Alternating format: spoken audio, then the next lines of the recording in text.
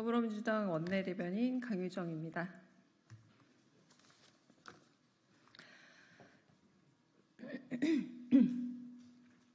이진숙에 이어 김문수입니까?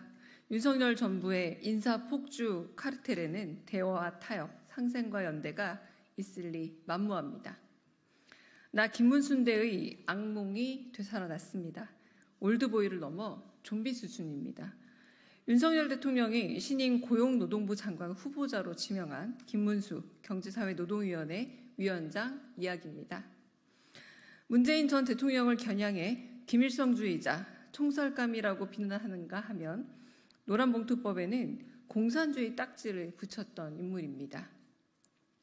아스팔트 극우로 태극기 부대에 합류하고 유튜브에서 반노동 발언을 일삼으며 색깔론과 노조 혐오를 부추겨온 사람이 어떻게 노동자 권익을 지키겠습니까?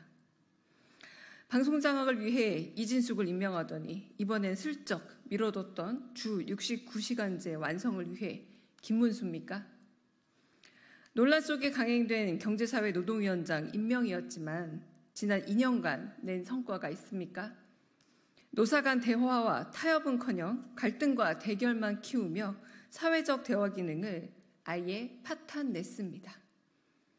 이젠 장관으로 임명해 노동자의 권익 보호를 위한 제도들을 모두 파괴할 생각입니까?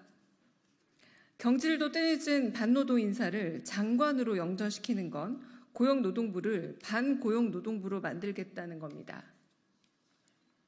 김문수의 고용노동부의 대화와 타협, 상생과 연대가 있을 리 만무합니다. 이미 삶의 이력과 경력으로 그 부적격이 거듭 확인된 인사입니다.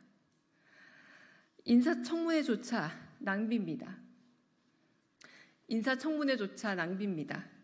노동계를 카르텔이라 적시하더니 카르텔은 윤석열 정부의 인사폭주에 더 맞는 말입니다.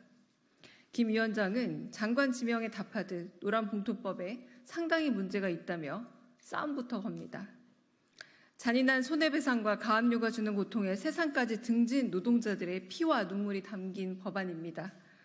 노동권 탄압의 천병 역할 꼭 해야겠습니까? 노동계 탕하 김문수 위원장은 노동계를 영원히 떠나십시오. 변절자의 삶의 속죄를 원한다면 길은 하나입니다. 김문수 지명자 스스로를 돌아보고 당장 사퇴하십시오. 더불어민주당은 윤석열 대통령의 인사폭주와 국정 왜곡 카르텔을 더 이상 방관하지 않겠습니다. 다음 브리핑하겠습니다. 한동훈 대표님, 왜 법무부 장관 시절 간첩죄 개정 요구를 끝내 외면하셨습니까?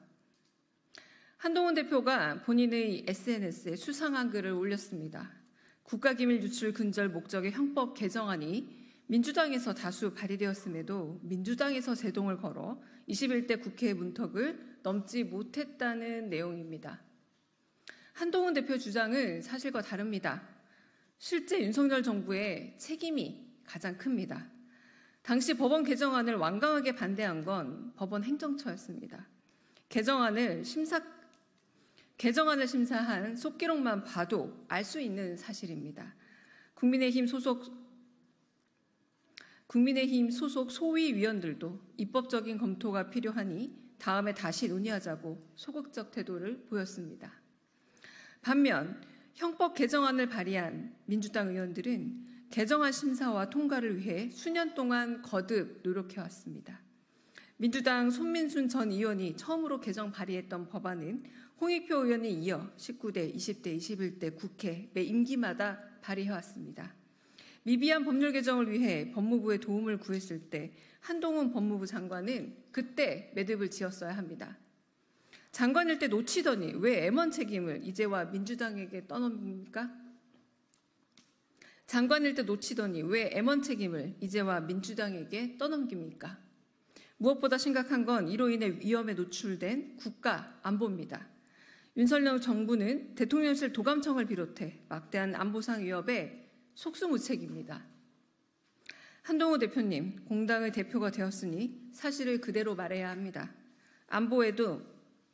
안보에는 여와 야가 없습니다. 문화자산을 비롯해 안보의 눈으로 지켜야 할 게 태산입니다. 국민의힘과 정부가 국가 안보를 놓치고 허술히 여겨도 민주당은 최선의 노력으로 안보를 지켜내겠습니다. 국민의힘과 정부가 국가 안보를 놓치고 허술히 여겨도 민주당은 최선의 노력으로 안보를 지켜내겠습니다. 감사합니다. 감사합니다.